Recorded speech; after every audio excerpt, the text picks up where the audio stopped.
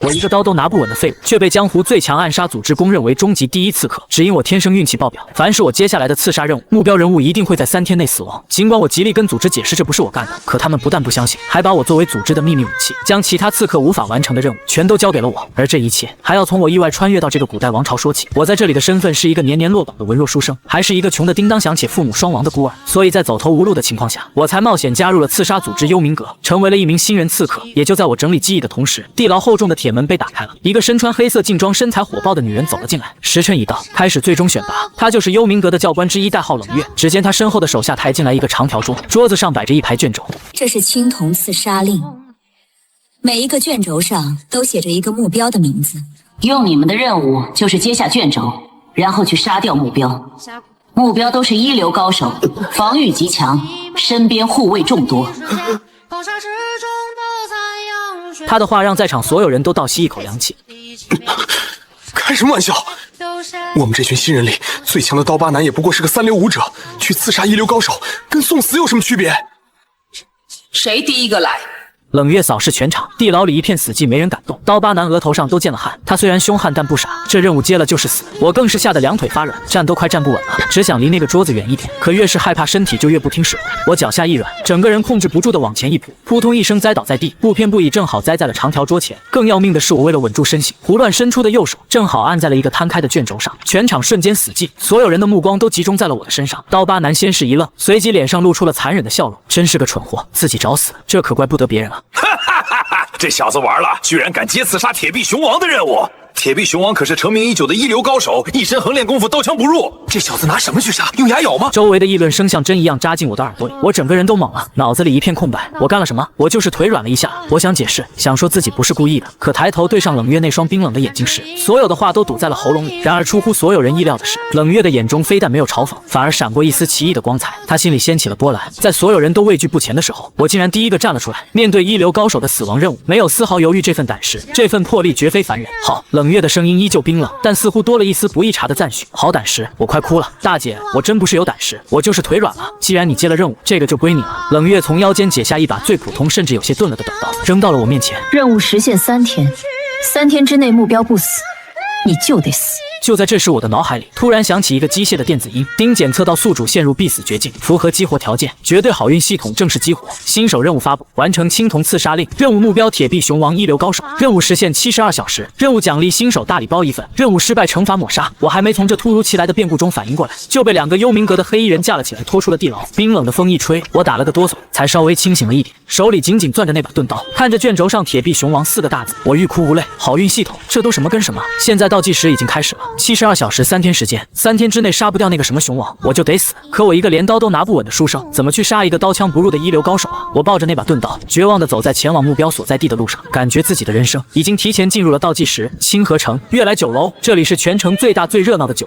三教九流汇聚于此，我就坐在1楼大堂最不起眼的角落里，面前摆着一杯喝了半个时辰还没喝完的茶。不是我不想喝，是我不敢，我的手抖得太厉害了。端起茶杯，里面的茶水就晃得跟要地震了似的，洒出来一半。我已经在这里坐了整整2天了。自从接了那个该死的任务，我就根据情报来到了清河城。那个所谓的铁臂熊王，本名熊大，是这清河城一霸，每天中午都会来这悦来酒楼吃饭。我这2天每天都来这里踩点，说是踩点，其实就是找个角落躲起来，偷偷观察。越观察我心里越凉。那个熊大长得跟座铁塔一样，胳膊比他的大腿还粗。昨天我亲眼看到一个不开眼的家伙惹了熊大，被他一巴掌扇飞出去，撞塌了半面墙，当场就没气了。这怎么杀？别说用这把钝刀了，就算给我一把削铁如泥的宝剑，我估计连人家的皮都划不破。我心里那叫一个绝望。系统面板上的倒计时只剩下最后不到10个时辰了，再不动手死的就是自己，死就死吧，反正横竖都是一死，冲上去捅他一刀，说不定还能算个同归于尽。我心里发狠，可手脚却抖得更厉害了。我深吸一口气，想再次端起茶杯喝口水压压惊，结果手一抖，满满一杯茶水直接洒在了我脚下的地板上，溅湿了我的裤腿，真是喝凉水都塞牙。我低声骂了一句，认命的准备等小二过来收拾。就在这时，酒楼门口传来一阵喧哗，熊王来了，都给老子滚开！一个嚣张的声音响起，紧接着一个铁塔般的身影就挤了进来，正是铁臂熊王熊大。他今天似乎心情不错，满面红光，身后跟着几个狗腿子，一进门就嚷嚷着要最好的酒最嫩的妞。我的心瞬间提到了嗓子眼，他来了他来了，怎么办怎么办？现在冲上去吗？不，他身边那么多人，我还没靠近就被打死了。我吓得恨不得把自己缩到桌子底下去。而此时在酒楼2楼的一个雅间里，冷月正临窗而坐，冰冷的目光光透过窗户的缝隙，锁定着楼下的一切。他奉阁主之命前来观察这个叫我的新人，他想看看这个敢于接下必死任务的男人到底有什么惊人的手段。可他观察了2天，我除了每天来这里喝茶发抖，什么都没做。难道是我看错了？他只是一个鲁莽的蠢货。冷月心里闪过一丝失望，可下一秒他的瞳孔就猛地收缩。他看到了我不经意间洒在地上的那杯茶水，那个位置冷月的心跳漏了一拍。那个位置是熊大每次来酒楼的必经之路，他习惯性的会从那里走向他常坐的2楼楼梯口。好深的心机！他这2天看似在发呆，其实是在观察熊大的一切习惯，连他走路的路线都算得一清二楚。他不用刀不用剑，只用一杯茶水，他想干什么？冷月的心里掀起了惊涛骇浪，他死死地盯着楼下，连呼吸都忘了。楼下熊大正骂骂咧咧地推开挡路的酒客，大摇大摆地朝楼梯口走来。他今天刚从一个对头那里敲诈了一大笔钱，心情正好，根本没注意脚下。哎呦！熊大只觉得脚下一滑，整个人失去了平衡，他那200多斤的身体重重地朝前摔去，砰一声巨响，熊大一头撞在了旁边一个桌子上。那桌子上正好摆着一个客人刚点的炭火铜锅，里面是滚烫的红油汤底，铜锅被撞翻，滚烫的红油劈头盖脸地浇了熊大一身。熊大发出了杀猪般的惨嚎，他一个一流高手，虽然外加功夫厉害，但这滚油直接烫进了眼睛里，疼得他满地打滚。但这还没完，他摔倒的地方旁边正好有一个喝醉的酒客，怀里抱着一坛上好的火烧云烈酒。熊大这么一撞，酒客手里的酒坛子脱手飞出，啪啦，酒坛在半空中碎裂，烈酒洒了熊大一身。更巧的是，熊大在地上打滚的时候，正好撞翻了旁边墙角的一个香炉，香炉里带着火星的香灰飘了出来，正好落在了满身是油满身是酒的熊大身上。一团火焰瞬间从熊大身上腾起，整个人变成了一个火人。救命救命啊！熊大惨叫着，像个无头苍蝇一样在酒楼里乱窜。他慌不择路，直接冲向了敞开的窗户，想从那里跳出去，跳进外面的护城河里。所有人都吓傻了，整个酒楼乱成一团，我也看傻了。这都行！我眼睁睁地看着那个火人冲向窗户，然后火人成功地从2楼飞了出去。但楼下好巧不巧，有个卖冰糖葫芦的小贩正好经过，那小贩的草把子上插满了尖锐的木签子。熊大从天而降，脖子不偏不倚，正好对准了一根最粗最长的木签子，扑哧一声轻响，世界安静了。熊大整个人被串在了糖葫芦的草把子上，火焰还在他身上燃烧，但他已经不动了，脖子被贯穿，神仙也难救。整个悦来酒楼内外一片死寂，所有人都目瞪口呆地看着这离奇到极点的一幕。暗中观察的冷月握着剑柄的手，因为太过用力，指节都有些发白，他整个人从头皮到脚底都在发麻。天天时地利人和，一杯茶水只是一个引子。他算到了熊大会滑倒，算到了旁边有火锅、有烈酒、有香炉，他甚至算到了熊大会慌不择路跳窗，连楼下卖糖葫芦的小贩经过的时间都算得精准无比。这不是暗杀，这是审判，这是借天地之力行因果抹杀，杀人于无形，不见半点刀光，不沾半点血腥，甚至不留一丝内力波动，这才是杀手的最高境界。冷月看着角落里那个依旧在瑟瑟发抖的我，眼神彻底变了，那不是害怕，那分明是发动了如此惊天动地的布局之后力量消耗过度的表现。好恐怖的男人！而我们的主角我，此刻正缩在角落里，脑子里只有一个念头：妈呀，死神来了现实版啊！这跟我应该没关系吧？我就是洒了杯水而已啊！当我哆哆嗦嗦地回到幽冥阁的据点时，所有人都用一种看怪物的眼神看着我。铁臂熊王死了，死得离奇无比，整个过程被人传得神乎其神。一个刀枪不入的一流高手，被一杯茶水、一个火锅、一坛酒、一个香炉，最后被一根糖葫芦签子给终结了。这事儿听起来就像个笑话，但它就这么发生了。而这一切的始作俑者，就是眼前这个看起来弱不禁风，连路都快走不稳的年轻人。不可能，绝对不可能！一个刺耳的声音打破了寂静，是那个刀疤男。他指着我，满脸的不幸和嫉妒。他一个连内力都没有的废物，怎么可能杀得了一流高手？他一定是作弊了，说不定是找了什么帮手，或者用了什么见不得人的毒药。刀疤男越说越激动，他无法接受自己眼里的废物居然完成了他想都不敢想的任务。我不服，阁里有规矩，若有质疑，可签生死状决斗。我要跟他决斗！刀疤男红着眼睛吼道。我一听决斗2个字，魂都快吓飞了。不！我慌乱的摆着手，想说我认输，我放弃。接着下意识的往后退，想离这个疯子远一点。结果脚后跟一软，又是一个踉跄。我这一退，正好踢中了一颗脚边的石子。那颗小石子嗖的一声，以一个极其刁钻的角度弹了出去。石子精准的击中了屋檐下的一个东西，那是一个灰扑扑的比人头还大的蜂巢马蜂窝。下一秒，成百上千只黑压压的毒蜂从蜂巢里狂涌而出。刀疤男正昂着头，指着我叫嚣，根本没注意到头顶的一点。那群被激怒的毒蜂铺天盖地的朝他涌了过去。什么东西？刀疤男感觉脸上痒痒的，下意识的一挥手，这一下彻底点燃了火药桶。凄厉的惨叫声响彻整个院子。刀疤男整个人被一团黑色的风云包裹，他疯狂地挥舞着手臂，却只招来了更猛烈的攻击。他引以为傲的3流武者内力，在这些无孔不入的毒蜂面前根本毫无用处。不到10个呼吸的功夫，刀疤男就扑通一声倒在地上，浑身肿得跟个猪头一样，口吐白沫。他脸上脖子上所有裸露的皮肤都插满了毒蜂的尾针，眼看是活不成了。整个院子再次陷入了死一般的寂静，所有人都傻眼了。他们愣愣地看着地上抽搐的刀疤男，又愣愣地看向那个只是后退了一步踢飞了一颗石子的我。如果说杀死铁臂熊王还有可能是巧合是运气，那现在呢？只是后退一步，随脚踢出一颗石子就引动毒蜂，精准地废掉了一个挑衅者。这是什么手手段。一阵倒吸凉气的声音响起，幽冥阁分舵的阁主，一个山羊胡老者从内堂走了出来。他刚才目睹了全过程，此刻看向我的眼神充满了震撼和惊骇。以实为引介风杀人好一个杀人不见血的手段。阁主的声音都在颤抖，此子绝非池中之物，他不是杀手，他是天生的绝密武器。阁主当场宣布，顾长生天资卓绝，心智如妖，即日起破格晋升为金牌杀手，地位等同于分舵长老。全场哗然，从一个连代号都没有的新人，直接跳过青铜白银，晋升为金牌杀手，这在幽冥阁的历史上是从未有过的事情。我已经彻底麻了，呆呆地站在原地，脑子里乱成一锅粥。我就是狡猾了踢了个石子而已啊！你们这群人脑子里到底都在想些什么？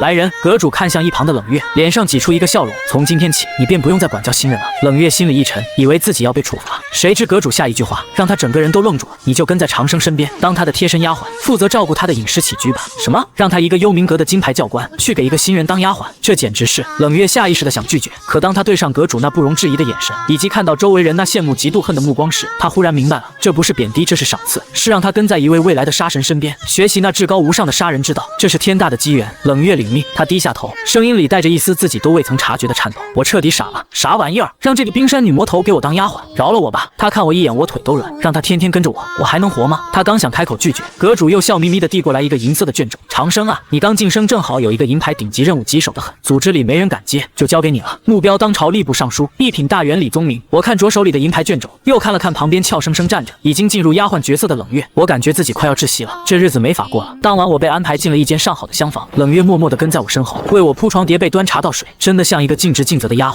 我坐立不安，如芒在背。那个冷月姑娘，不用这么麻烦，我自己来就行。我小声说道。冷月没说话，只是默默地帮我准备好了洗澡水，然后站在一旁等我宽衣。我脸都红了，活了20多年，哪被女孩子这么伺候过？更何况还是个随时能要我命的女杀手。我磨磨蹭蹭地脱下外衣，露出了瘦弱的肩膀。冷月站在她身后，准备帮我拿衣服，目光不经意地扫过我的后背。这一眼让她整个人如遭雷击，瞬间僵在了原地。她看到了什么？我的身上皮肤白皙，肌肉线条几乎没有，完全就是一个文弱书生的身体。最关键的是，她用自己金牌杀手的感知力，仔仔细细地探查了一遍，一丝内力都没有。她体内空空如也，经脉闭塞，就是一个彻头彻尾的普通人。冷月的大脑嗡的一声一片空白，一个没有内力的普通人是如何杀死一流高手的？是如何借飞石毒蜂废掉一个3流武者的？这不合常理，这完全颠覆了他对武学的认知。难道一个荒谬而又恐怖的念头从他心底最深处冒了出来？传说中武道修炼到极致，可以打破一切桎梏，超凡入圣。当一个人的境界高到一定程度，他就不再需要依赖于内力这种低级的力量，他的一举一动都暗合天道，举手投足皆可引动天地之力。这种境界名为返璞归真。他不是没有内力，他是已经超越了内力的范畴，所以他才能用一杯茶水布下因果杀局，所以他才能用一颗石子引来杀身之祸。原来如此，原来如此。冷月看着我那瘦弱的背影，眼神从震惊到骇然，最后变成了狂热的崇拜。他之前还觉得阁主让他当丫鬟是有些大材小用，现在他才明白，这是阁主能给他的最大的恩赐，能追随在这样一位返璞归真的至高存在身边，哪怕只是端茶倒水，都是三生有幸。冷月心中彻底沦陷，他恭恭敬敬地低下头，声音轻柔的能滴出水来：“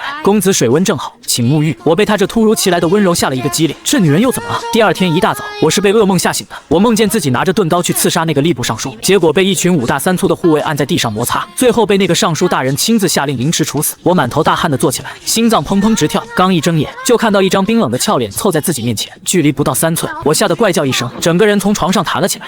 你想干嘛？我指着冷月，声音都在发颤。冷月默默地收回目光，手里端着一个铜盆，盆里是冒着热气的水。公子该洗漱了。他的声音依旧没什么起伏，但眼神里却带着一丝不易察觉的探究。我这才反应过来，她现在是我的贴身丫鬟。我连滚带爬地从床上下来，抢过毛巾胡乱在脸上一抹，就算是洗漱了。冷月静静地看着我慌乱的动作，心里却在飞速脑补：公子果然心性不凡，昨夜连杀2人，今日一早却毫无疲态，甚至连一丝杀气都感觉不到。这种对自身气息的完美掌控，简直闻所未闻。他刚才的惊叫看似是受到了惊吓，实则是一种独特的炼气法门，通过瞬间的惊吓刺激来激发身体的潜能。好高深的修炼方式，我要是知道他心里的想法，估计得当场给他跪下。大姐，我就是单纯被你吓到了而已啊。公子，关于这次的任务，吏部尚书李宗明，您有什么计划吗？冷月一边帮我整理床铺，一边看似随意地问道。他想从我的只言片语中学到一丝半点的杀道精髓。计划？我唯一的计划就是怎么能拖到任务失败然后跑路。我心里疯狂吐槽，嘴上却不敢这么说。我现在算是看明白了，在这群杀手面前，你越是解释，他们脑补的越厉害。最好的办法就是装深沉，少说话。于是我学着电视里高人的样子，走到窗边，背着手，45度角仰望天空，然后轻轻地叹了口气。哎，这一声叹息悠长而又深远，这是我发自内心的绝望叹息。可在冷月听来，这声叹息却如同9天之上的神谕，蕴含着无穷的深意。阎王叹息，冷月心头巨震。幽冥阁内部有个传说，当一个杀手对目标起了必杀之心，并且已经洞悉了目标的死线时，便会发出一声叹息，那是为即将逝去的生命而叹，是宣判死亡的序曲。公子他已经看到那个吏部尚书的死期了，这才刚接到任务1夜啊！公子冷月的声音都有些发颤。那李宗明乃是朝廷一品大员，官邸守卫森严，据说府中还供奉着2位2流巅峰的武道高手，寻常刺客连墙都摸不进去。他这是在提醒我，目标很难对付。我听了这话，心里更凉了。好家伙，不但守卫森严，还有2个2流巅峰的高手，这还怎么玩？我愁得不行，下意识地抬起手揉了揉眉心。这个动作是我上辈子写论文写到头秃时养成的习惯。然而这个再普通不过的动作，落在冷月眼里却又变了味道。他揉眉心了。阁里的老人说过，只有在推演目标的无数种死法，从中找出最完美、最无懈可击的那一种时，才会因为精神消耗过大而感到疲惫。他看似在揉眉心，实际上他的脑海里恐怕已经上演了无数次刺杀的过程。那个李宗明，在他眼中已经是个死人了。冷月看着我那瘦削的背影，眼神中的崇拜已经快要溢出来了。这就是神，行走在人间的杀神。我懂了。冷月深吸一口气，对着我的背影恭恭敬敬的一拜。公子无需费心，潜入探查这种粗活交给冷月即可，您只需安坐此地，静待天时运筹帷幄。说完，他不等我反应，身形一闪，便如鬼魅般消失在了房间里。你懂什么了？你就懂了。我啥也没说啊。还有你别走啊，你走了我一个人怎么办啊？我欲哭无泪，感觉自己跟这群人的脑回路根本就不在一个频道上。我一个人在房间里坐立不安的等了半天，冷月也没回来，肚子饿得咕咕叫，只好硬着头皮走出房门想找点吃的。结果一出门就看到院子里站满了人，都是分舵的杀手，一个个都用敬畏的眼神看着我。看到我出来，所有人齐刷刷的低下头，恭敬的喊道：“参见长生大人！”我吓得一个哆嗦，差点又腿软栽倒。大家好，我尴尬的挥了挥手。长生大人可是要用膳，属下已经备好了。一个机灵的杀手立马凑了上来，点头哈腰的说道：“长生大人，您有什么吩咐尽管开口，我等万死不辞。”是啊，能为长生大人效力，是我等的荣幸。一群昨天还对他不屑一顾的杀手，今天一个个跟舔狗一样。我被这阵仗搞得浑身不自在，胡乱吃了点东西，就逃也似的堵回了房间。我算是明白了，自己在这个鬼地方，人设已经彻底立住了。一个深不可测、手段通神的杀神，我现在说什么都没用了，只能一条道走到黑。系统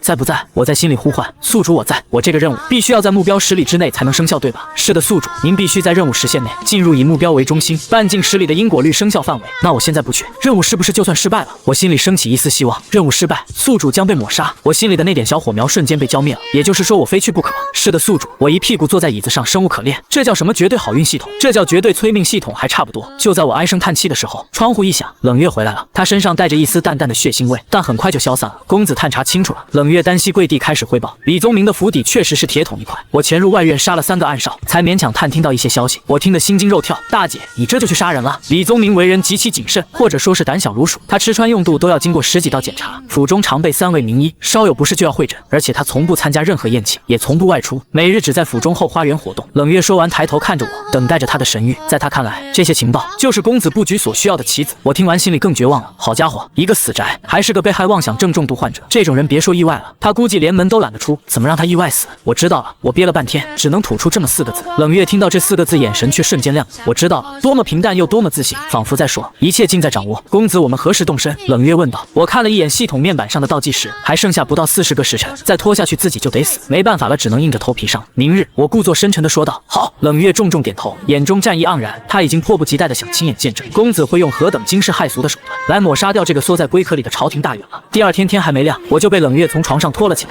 公子该出发了。我睡眼惺忪，一脸的生无可恋。我真的不想去啊！吏部尚书的府邸那是什么地方？京城的权力中心之一，守卫比皇宫都差不了多少。自己这么一个弱鸡跑过去，万一被当成刺客乱刀砍死，那可就太冤了。那个冷月啊，我们真的非去不可吗？我试图做最后的挣扎。你看那李宗明躲在府里不出来，我们去了也没用啊。冷月用一种看神明在考验凡人的眼神看着我。公子，您是在考验我吗？他深吸一口气，开始了自己的分析。公子，您一定早就看透了，刺杀之道分上中下3策，下策强攻硬闯，莽夫所为；中策下毒暗算，稍逊一筹。而公子您所行的是上之策，因果杀人，天道之法。这种杀人方式无需我们亲自动手，只需身处天时地利之中，便可引动杀机。我听得一愣一愣的，这女人比我还会说。她说的这个天时地利，不就是系统要求的10里范围吗？她怎么知道的？难道她也有系统？不对，我看着冷月那双闪烁着狂热光芒的眼睛，瞬间明白了，这姐们又他妈脑补上了。所以冷月继续说道，我们不必潜入府邸，只需在尚书府周围静待天时即可。而我们的任务就是找到那个最合适的地利之所。公子命我等今日出发，想必是已经通过某种我无法理解的推演，眼，算出了今日便是天时发动之日。我张了张嘴，一个字都说不出来。我还能说什么？总不能说我就是看着倒计时快到了，再不去就得死，所以才说今天出发的吧。我清了清嗓子，背过手，再次摆出高人姿态。你明白就好。是，冷月绝不负公子所托。冷月激动的一抱拳，于是我们两人就这么上路。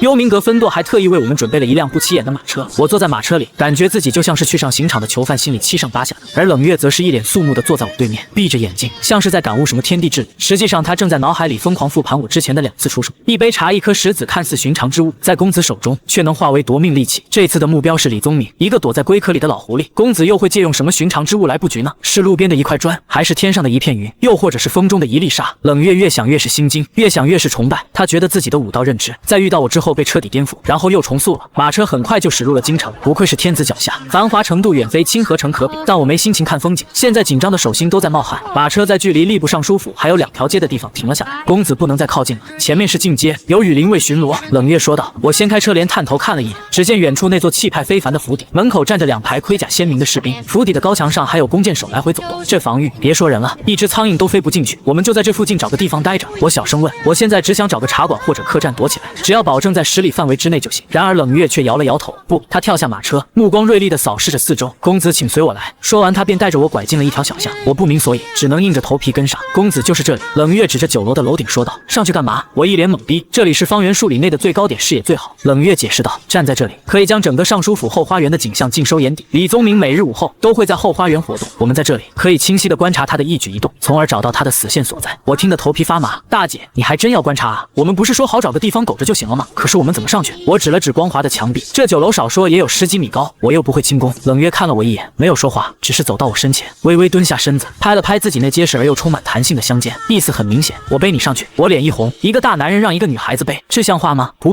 这怎么好意思？公子时机不等人。冷月的声音不容置疑，我没办法，只能磨磨蹭蹭地趴了上去。女孩子的身体很软，还带着一股淡淡的幽香，让我心里一阵异样。但我还没来得及多想，就感觉身体一轻，冷月背着我，脚在墙壁上轻轻一点，整个人就如同一片没有重量的叶子，悄无声息地飘上了3楼的屋顶。整个过程快如闪电，稳如泰山。我趴在屋顶上往下看了一眼，吓得腿都软了，好高。冷月却已经进入了状态，她从怀里拿出一个小巧的千里镜递给我。公子请。我接过千里镜，手都是抖的。我学着冷月的样子，趴在屋脊后面，偷偷地朝尚书府的方向看去。透过千里镜，尚书府后花园的景象果然一清二楚，亭台楼阁，假山流水，布置得极为雅致。公子，您看到了什么？冷月在一旁小声问道，语气里充满了期待。她想知道，在我的法眼中，这片看似祥和的花园到底隐藏着多少杀机。我能看到什么？只看到一个穿着华贵官服的胖老头，正在一群丫鬟仆人的簇拥下，在花园里放风筝。没错，就是放风筝。那老头估计就是李宗明了，他手里牵着一根线，仰着头，看着天上那只花花绿绿的纸鸢，笑得跟个200斤的孩子。我看到了他在放风筝，我老老实实的回答。冷月闻言，眼神一凝，放风筝，好一个李宗明，果然谨慎。放风筝看似是娱乐，实则是在空旷的后花园，远离任何可能藏匿刺客的假山和建筑，而且他身边围满了下人，形成了一道人墙。在这种情况下，任何从地面发起的攻击都不可能得手。公子，您觉得杀机何在？冷月压低声音问。杀机？我把整个花园都看了个遍，也没看出半点杀机。这里风和日丽，鸟语花香，除了那个放风筝的死胖子有点碍眼，一切都很和谐。这个风有点大，我憋了半天，只能说出这么一句废话。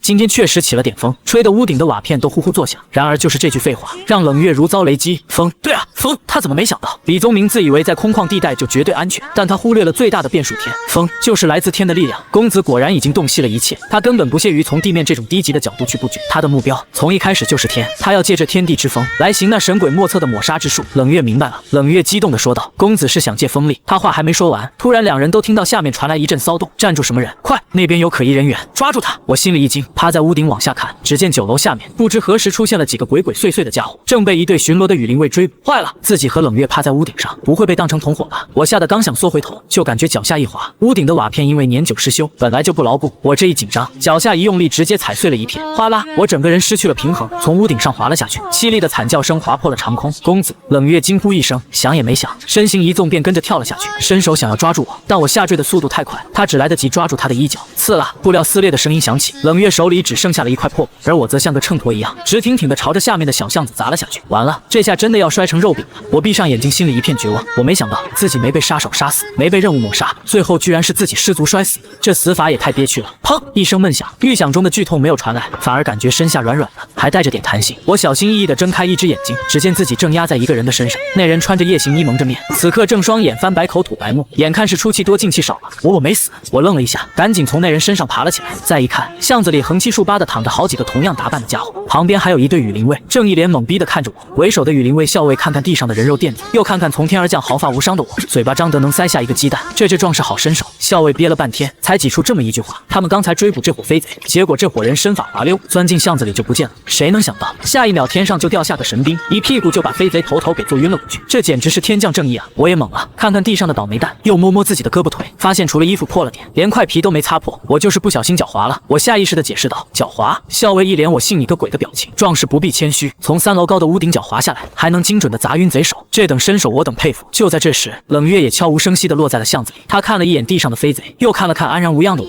冰冷的眼眸中闪过一丝了然。原来如此，他心里再次掀起了波澜。公子根本不是狡猾，他是故意暴露自己，引来羽林卫。他早就料到这些飞贼会藏匿在此，所以借羽林卫之手，将他们一网打尽，以清除我们周围的闲杂人等，避免接下来的天时被凡人所扰动。至于他自己失足坠落，更是神来之笔，既能以最不可思议的方式制服贼手，又能完美的掩饰自己的真实实力，让所有人都以为这只是一个巧合。高实在是高，冷月对我的崇拜已经达到了一个前所未有的高度。我要是知道他的想法，肯定会大喊冤枉，我是真的狡猾了。既然贼人已擒，我等就不打扰二位了。羽林卫校尉对着我和冷月一抱拳，便押着那几个半死不活的飞贼离开。他不敢多问，这两人一个看起来弱不禁风，却能从天而降制敌一个神出鬼没，气息冰冷，一看就不是普通人，还是少惹为妙。等羽林卫走后，巷子里只剩下了我和冷月。公子地利已清，接下来便是静待天时了。冷月恭敬地说道。我心有余悸地拍了拍胸口，腿肚子还在打颤，现在只想赶紧离开这个是非之地。那个我们还是换个地方吧，这里太危险了。公子说的是。冷月点点头，这里的地利已经用过，确实该换一处了。在他看来，我每一步都是深思熟虑的。这个9楼屋顶的作用，就是为了引出飞贼和羽林卫，现在目的达到，自然要转移。于是冷月又带着我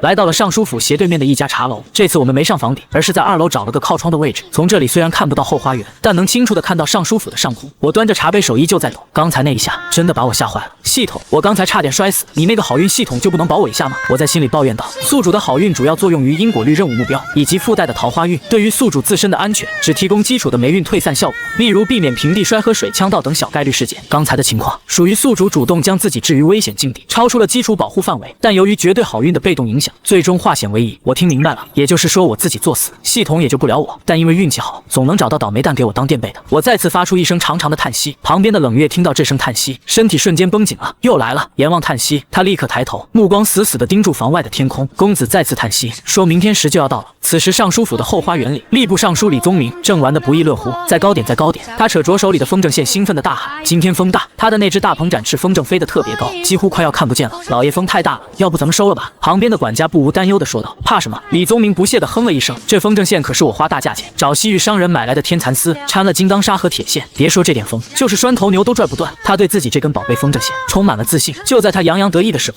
天空中风似乎更大了，一股不知从何而起的狂风猛地吹过，天上的那只大鹏风筝在狂风中剧烈的摇摆，就像是喝醉了酒一样。不好，老爷快松手！管家惊呼，那股力量太大了，拉得李宗明整个人都往前踉跄了好几步。李宗明也慌了，他想松手，可那根坚韧无比的风筝线因为绷得太紧，竟然死死地缠在了他的手腕上，怎么也甩不掉。快来人帮忙！李宗明惊恐地大叫，几个护卫赶紧冲上来，想要帮他拉住风筝线。然而就在此时，异变陡生，天空中一道闪电毫无征兆地划过，咔嚓一声巨响，那道闪电不偏不倚，正好劈在了高空中那只倒霉的风筝上。风筝瞬间被点燃，化为一团火球，而恐怖的电流则顺着那根掺了铁线的天蚕丝风筝线以光速传导了下来。刺眼的电光瞬间包裹了李宗明以及他身边那几个正抓着风筝线的护卫，几个人连惨叫都没来得及发出一声，就浑身焦黑，冒着青烟，直挺挺地倒了下去。一阵烤肉的焦糊味在后花园里弥漫开来。茶楼里，我和冷月都看到了那道划破天际的闪电。我只是单纯的觉得这青天白日的怎么还打雷了，而冷月在看到那道闪电劈中风筝的瞬间，整个人已经彻底石化了。他的脑海里只剩下2个字：引雷。他猛地转过头，用一种看神仙的眼神看着身边那个还在为手抖而发愁的男人。饮九天神雷，借天地之风。饮九天神雷以风筝为引，以丝线为媒，将朝廷一品大员在守卫森严的府邸之中化为焦炭。这是人能做到的事情吗？这根本就不是武功，这是仙术，是神通。冷月感觉自己的世界观在这一刻被彻底碾碎，然后又以一种更加匪夷所思的方式重组了起来。他看着我，嘴唇哆嗦着，一个字也说不出来。而我终于把一杯茶喝完了，放下茶杯，看着窗外那具已经被烧成焦炭的尸体和那根断掉的风筝线，脑子里一片混乱。这也可以？这李宗明是被雷劈死了，这跟我应该也没关系吧？我就是在这里喝了杯茶而已啊。吏部尚书李宗明在自己家的后花园里被雷劈死了，这个消息像长了翅膀一样，不到半个时辰就传遍了整个京城，一时间朝野震动，人心惶惶。有人说是李宗明坏事做尽，遭了天谴；有人说是政敌使用了什么邪门的方术，咒杀了他；更有人信誓旦旦地说自己当时亲眼看到有一条蛟龙在云层中翻滚，降下神雷，收走了这个贪官的性命。总之说什么的都有，但没有一个人会把这件事和刺杀联系起来。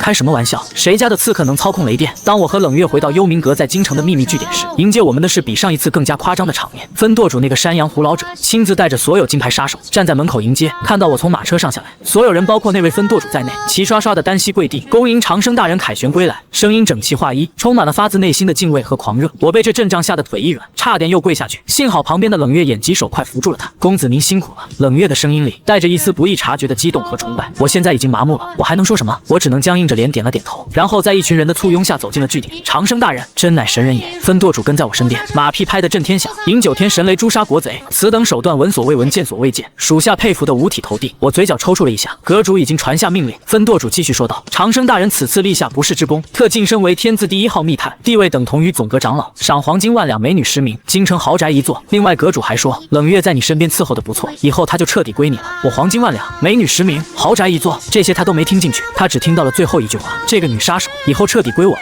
我偷偷看了一眼身旁的冷月，冷月低着头看不清表情，但那微微泛红的耳朵间还是暴露了他内心的不平静。他心里想的是，能永远追随在公子身边，见证这神迹一般的杀人之道，是我冷月此生最大的荣幸。而我想的是，完了，这个移动冰山甩不掉了，我以后还怎么跑路啊？回到房间，我一屁股坐在椅子上，感觉心好累，觉得自己就像一个被架在火上烤的鸭子，想下来都下不来了。公子您在想什么？冷月为他倒上一杯热茶，柔声问道。经过引雷事件之后，他对我的态度已经从单纯的敬畏升华到了一种近乎于信仰的狂热，在他眼里我已经不是人了，是神。我在想，我看着杯子里漂浮的茶叶，悠悠地说道：这一切什么时候才是个头啊？我真的厌倦了这种每天提心吊胆、被人当成神一样崇拜的日子，只想当一个普普通通的咸鱼啊！然而这句话落在冷月耳中，又有了全新的解读。什么时候才是个头？公子这句话看似是在感慨，实则是在下一盘大棋。冷月心头巨震，一个大胆的猜测浮现在他脑海：公子连杀铁臂熊王和吏部尚书，一个是一方豪强，一个是朝廷大员，这两个人看似毫无关联，但背后似乎都隐隐指向了同一个人——当朝太子。铁臂熊王是太子在江湖上扶植的势力，而李宗明更是太子一党的骨干。公子接连除去太子的左膀右臂，他的目标难道是……冷月不敢再想下去了。他倒吸一口凉气，看着我的眼神充满了惊骇。